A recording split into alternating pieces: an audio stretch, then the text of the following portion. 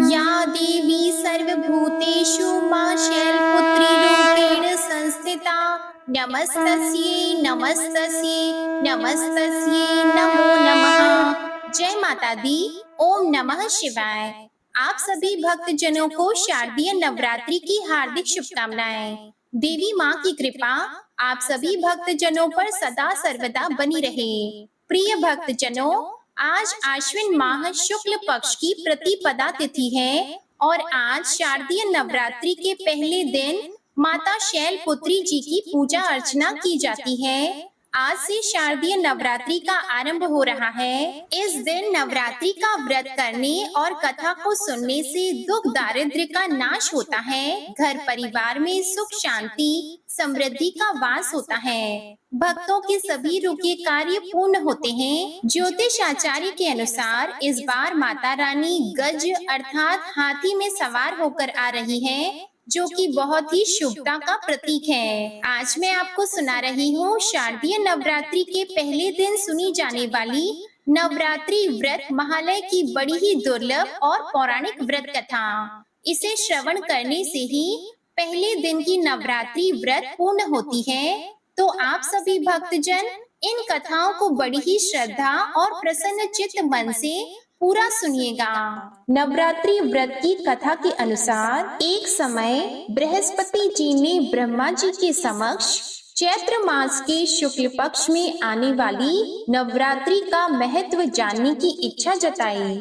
उन्होंने कहा, इस व्रत का क्या फल है, इसे किस प्रकार किया जाता है, सबसे पहले इस व्रत को किसने किया था, यह सब विस्तार से कहिए। बृहस्पति जी के प्रश्नों का जवाब देते हुए ब्रह्मा जी ने कहा, हे बृहस्पति, प्राणियों के हित की इच्छा से तुमने बहुत ही अच्छा प्रश्न किया है। जो मनुष्यों के मनोरथ पूर्ण करने वाली माँ दुर्गा, महादेव, सूर्य और नारायण का ध्यान करता है, वे धन्य हैं। ये नवरात्रि व्रत संपूर्ण कामनाओं को पूर्ण करने वाला है। इस व्रत को करने से पुत्र, सुख, धन, विद्या और अपार सुख की अनुभूति होती है। इस व्रत को करने से रोग दूर हो जाता है, घर में सुख समृद्धि की वृद्धि होती है, बांझ को पुत्र की प्राप्ति होती है, समस्त पापों से छुटकारा मिल जाता है। जो मनुष्य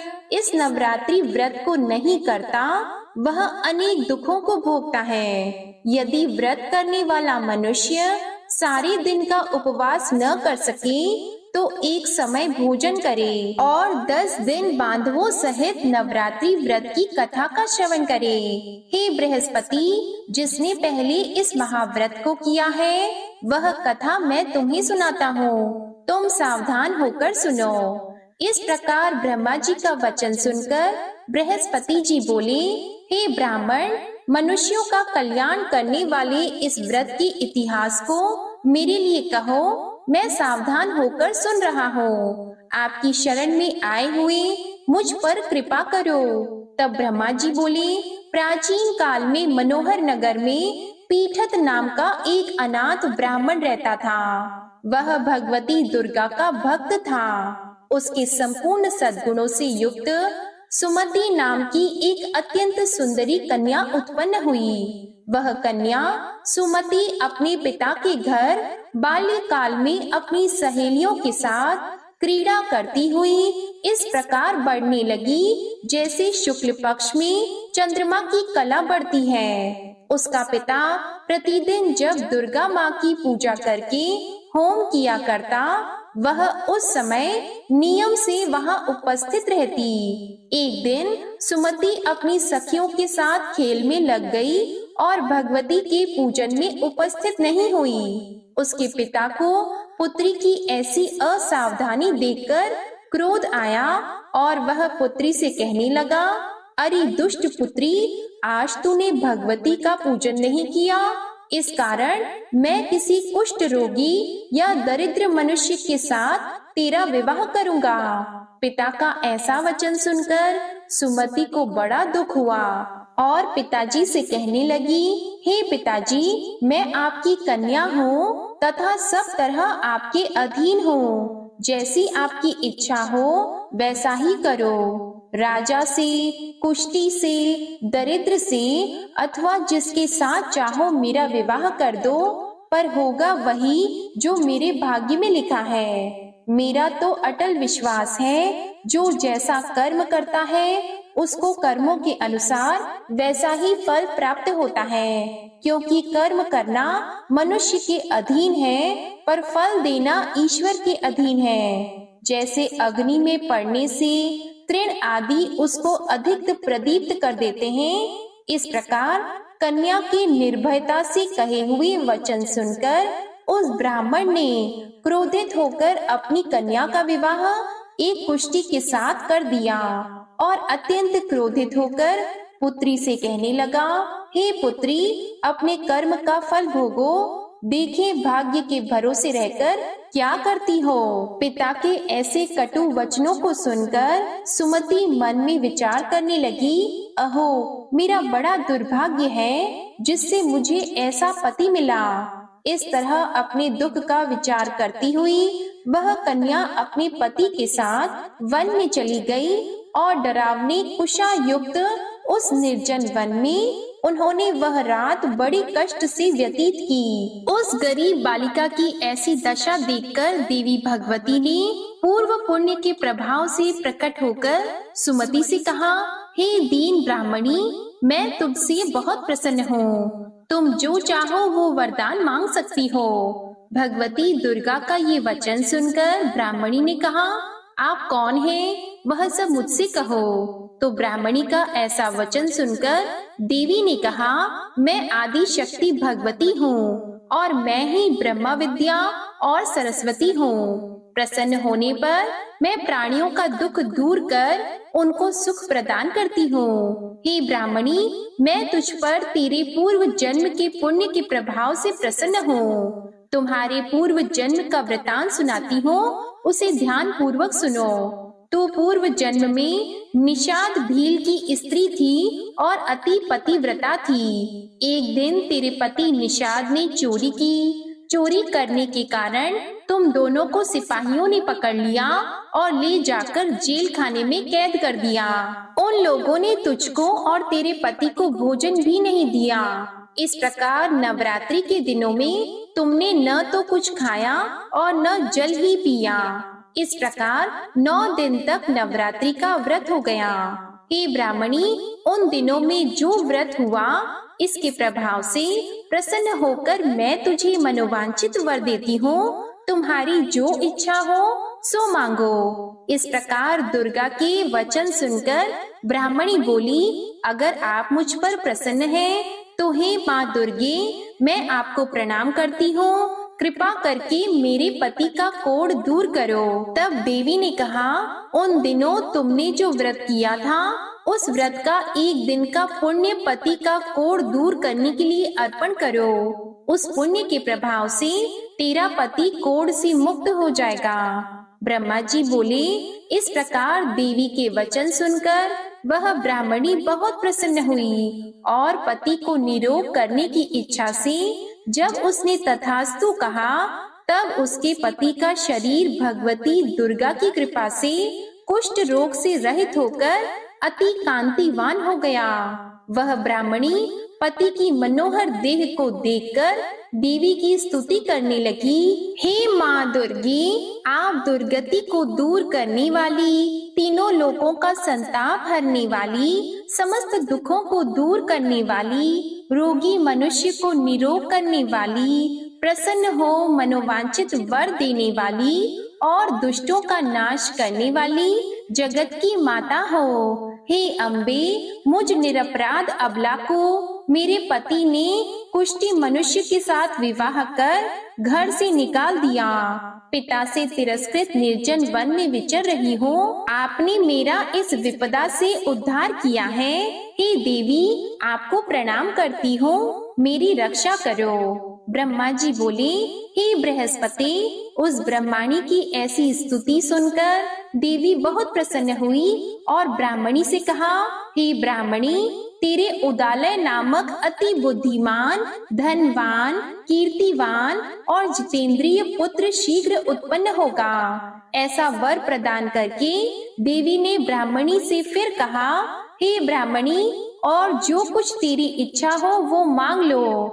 भगवती दुर्गा का ऐसा वचन सुनकर सुमति ने कहा, हे भगवती दुर्गे, अगर आप मुझ पर प्रसन्न हैं, तो कृपा कर मुझे नवरात्रि व्रत की विधि और उसके फल का विस्तार से वर्णन करें। इस प्रकार ब्राह्मणी के वचन सुनकर देवी दुर्गा ने कहा, हे ब्राह्मणी, मैं तुम्हें संपूर्ण पापों को दूर करने वाली नवरात्रि व्रत की विधि बताती हूँ, जिसको सुनने से मोक्ष की प्राप्ति होती है। चैत्र मास के शुक्ल पक्ष की प्रतिपदा से लेकर 9 दिन तक विधि पूर्वक व्रत करें। यदि दिन भर का व्रत न कर सकें, तो एक समय भोजन करें। विद्वान ब्राह्मणों से पूछकर घट स्थापन करें और वाटिका बनाकर उसको प्रतिदिन जल से सींचें। महाकाली, महालक्ष्मी और महासरस्वती देवी की मूर्तियां स्थापित करके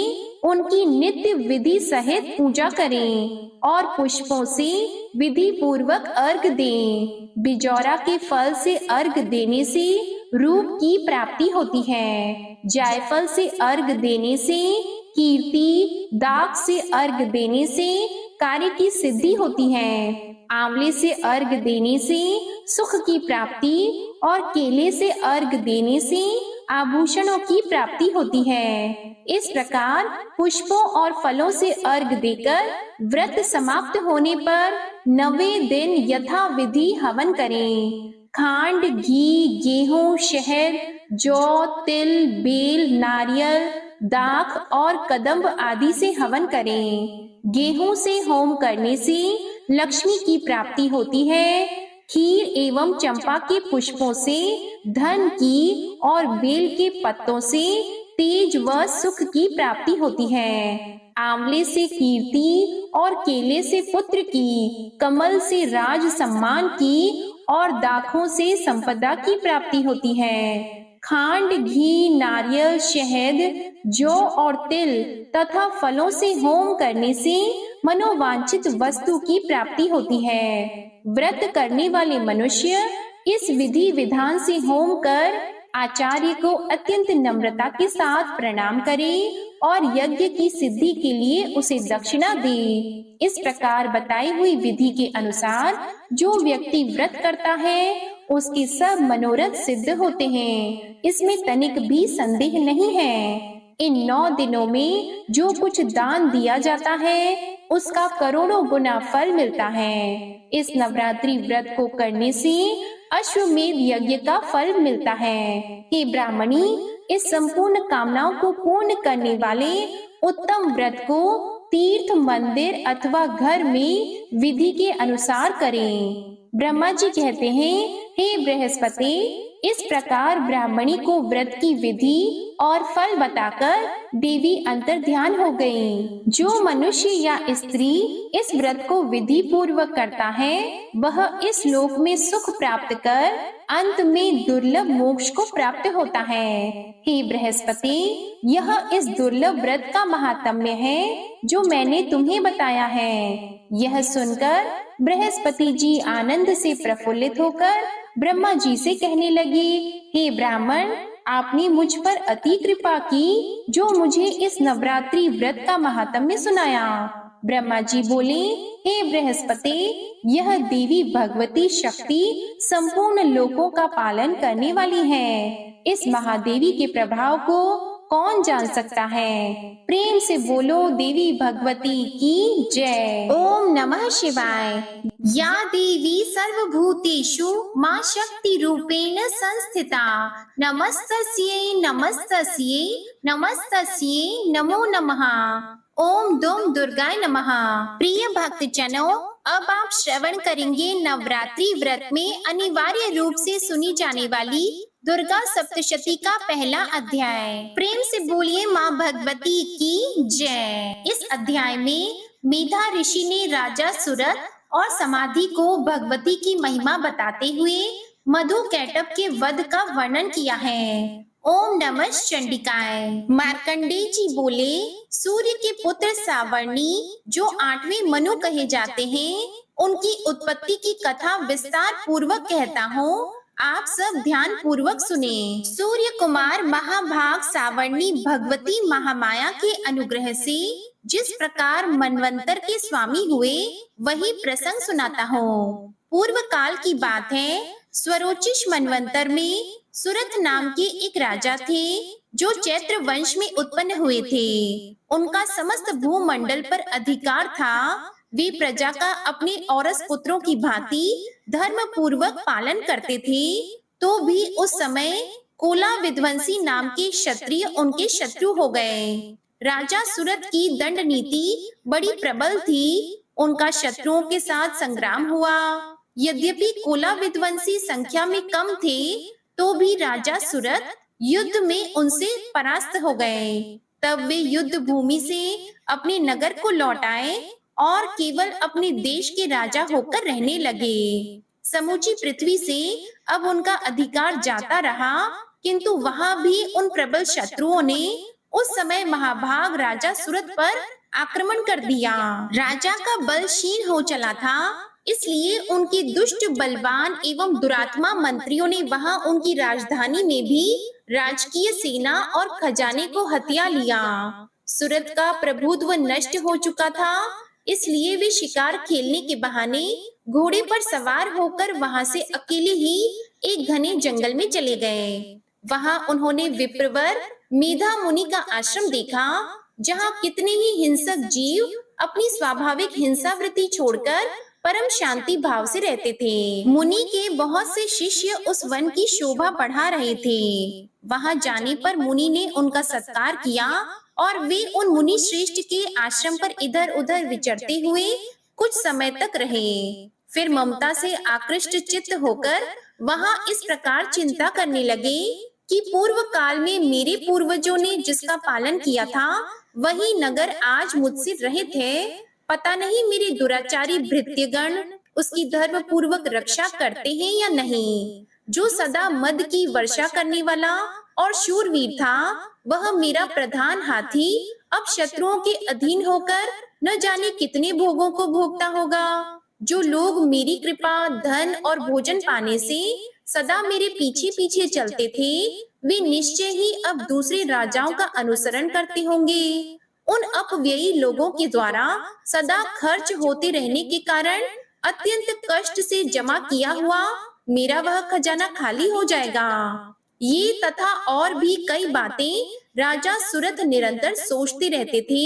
एक दिन उन्होंने वहां विप्रवर मेधा के आश्रम के निकट एक वैश्य को देखा और उससे पूछा, भाई तुम कौन हो? यहाँ तुम्हारे आने का क्या कारण है? तुम क्यों शोकग्रस्त और अनमने से दिखाई देते हो? राजा सुरथ का यह प्रेम पूर्वक कहा हुआ वचन सुनकर वैश्य ने विनीत भाव से उन्हें प्रणाम करके कहा।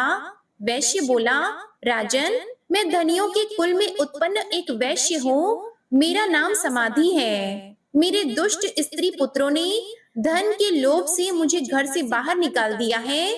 मैं इस समय धन, स्त्री और पुत्रों से वंचित हूँ। मेरे विश्वसनीय बंधुओं ने मेरा ही धन लेकर मुझे दूर कर दिया है, इसलिए दुखी होकर मैं वन में चला आया हूँ। यहाँ रहकर मैं इस बात को नहीं जानता कि मेरे पुत्रों की, स्त्री की और स्वजनों की कुशल है या नहीं। इस समय घर में वे कुशल से रहते हैं या उन्हें कोई कष्ट है? वे मेरे पुत्र कैसे हैं? क्या वे सदाचारी हैं या दुराचारी हो गए हैं? तब राजा ने पूछा, जिन लोभी स्त्री पुत्र आदि ने धन के कारण तुम्हें घर से निकाल दिया, उनके प्रति तुम्हारे मन में इतना स्नेह का बंधन क्यों है? वैश्य बोला, आप मेरे विषय में जैसी बात कहते हैं वह सब ठीक है, किंतु क्या करूं, मेरा मन निष्ठुरता नहीं धारण करता। जिन्होंने धन के लोभ में पड़कर पिता के प्रति स्नेह, पति के प्रति प्रेम तथा आत्मीय जन के प्रति अनुराग को तिलांजलि देकर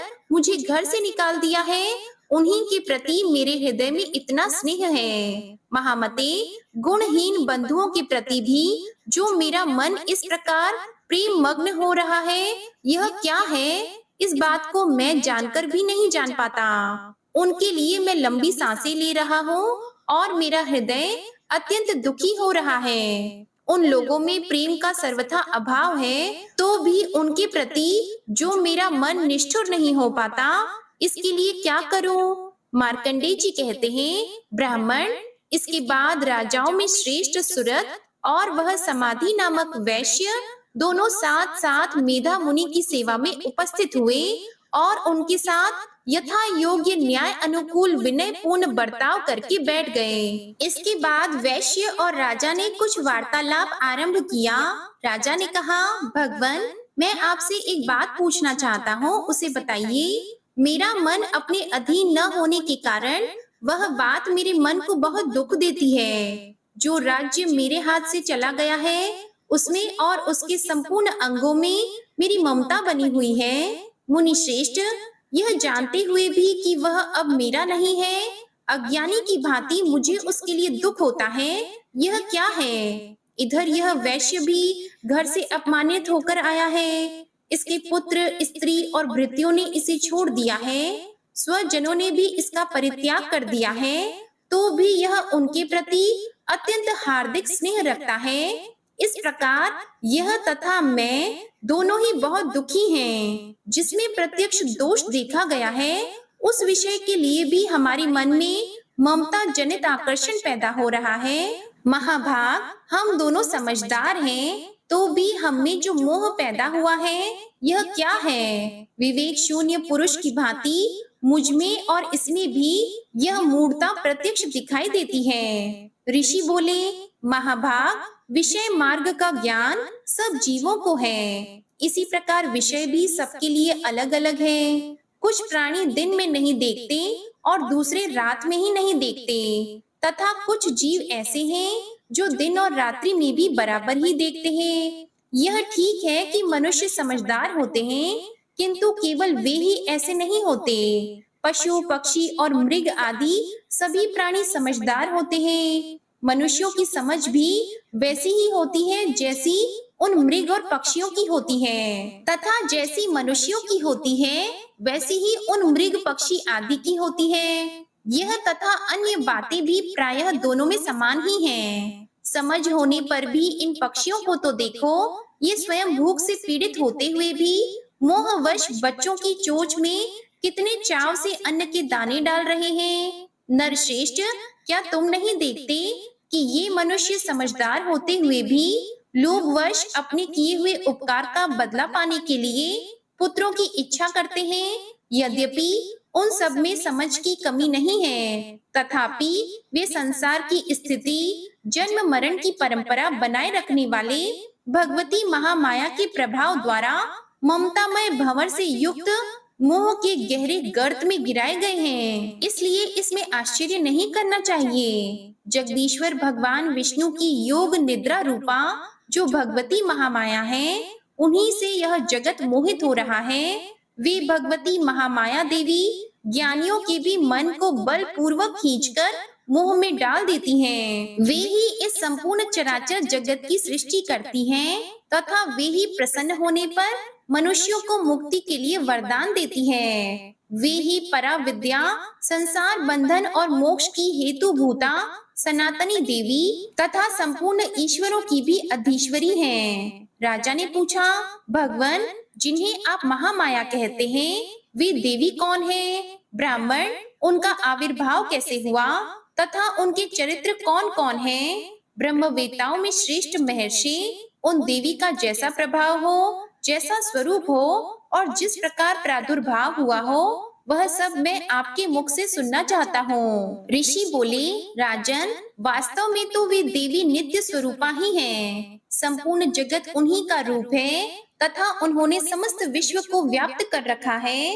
फिर भी उनका प्राकट्य अनेक प्रकार से होता है, वह मुझसे सुनो। यद्यपि वे नित्य और अजन्मा हैं, फिर भी जब देवताओं का कार्य सिद्ध करने के लिए प्रकट होती हैं, उस समय लोक में उत्पन्न हुई कहलाती हैं। कल्प के अंत में जब संपूर्ण जगत एक कारणों में निमग्न हो रहा था तथा सबके प्रभु भगवान विष्णु शेषनाग की शैया बिछाकर योग निद्रा का आश्रय लेकर सो रहे थे, उस समय उनके कानों के मैल से दो भयंकर असुर उत्पन्न हुए जो मधु और कैटव के नाम से विख्यात थे। वे दोनों ब्रह्मा जी का वध करने को तैयार हो गए। भगवान विष्णु के नाभि कमल में विराजमान प्रजापति ब्रह्मा जी ने जब उन दोनों भयानक असुरों को अपने पास आया और भगवान को सोया हुआ देखा, तब एकाग्र चित्त होकर उन्होंने भगवान विष्णु को जगाने के लिए उनके नेत्रों में निवास करने वाली योग निद्रा का स्तवन आरंभ किया, जो इस विश्व की अधीश्वरी, जगत को धारण करने वाली, संसार का पालन और संहार करने वाली तथा तेज स्वरूप भगवान विष्णु की अनुपम शक्ति है।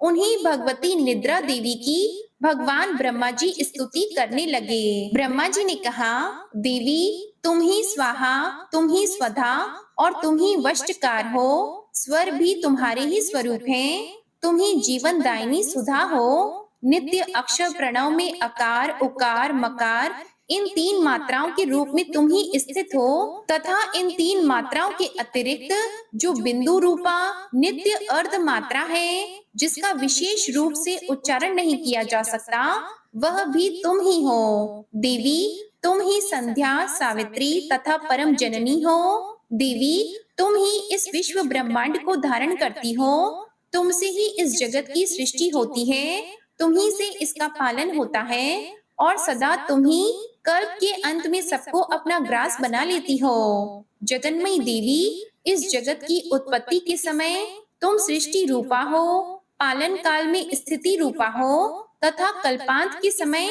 संहार रूप धारण करने वाली हो। तुम ही महाविद्या, महामाया, महामेधा, महास्मृति, महामोह रूपा, महादेवी और महासूरी हो। तुम ही तीनों गुणों को उत्पन्न करने वाली सबकी प्रकृति हो। भयंकर काल रात्रि, महारात्रि और मोह रात्रि भी तुम ही हो।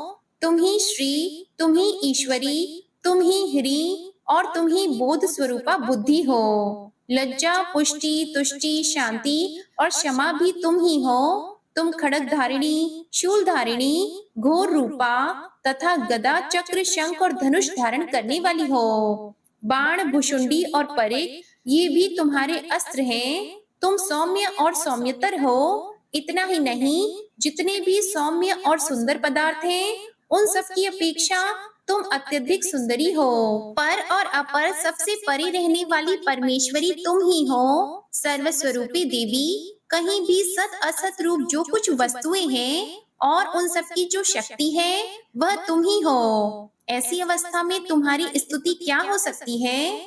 जो इस जगत की सृष्टि, पालन और संहार करते हैं, उन भगवान को भी जब तुमने निद्रा के अधीन कर दिया है, तब तुम्हारी स्तुति करने में यहाँ कौन समर्थ हो सकता है?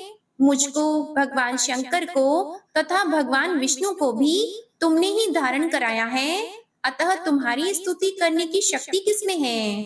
देवी, तुम तो अपने इन उदार प्रभावों से ही प्रशंसित हो। ये जो दोनों दुर्धर्ष असुर मधु और कैटभ हैं, इनको मोह में डाल दो और जगदीश्वर भगवान विष्णु को शीघ्र ही जगा दो। साथ ही इनके भीतर इन दोनों महान असुरों को मार डालने की बुद्धि उत्पन्न कर दो। ऋषि कहते हैं, राजन, जब ब्रह्मा जी ने वहां मधु और कैटभ को मारने के उद्देश्य से भगवान विष्णु को जगाने के लिए तमोगुण की अधिष्ठात्री देवी योग निद्रा की इस प्रकार स्तुति की, तब वे भगवान के नेत्र, मुख, नासिका, बाहु, हृदय और वक्ष स्थल से निकलकर अव्यक्त जन्मा ब्रह्मा जी की दृष्टि के समक्ष खड़ी हो गईं। योग निद्रा से मुक्त होने पर जगत के स्वामी भगवान जनार्दन उस एकार्णव के जल में शेषनाग की शैया से जाग उठे। फिर उन्होंने उन दोनों असुरों को देखा।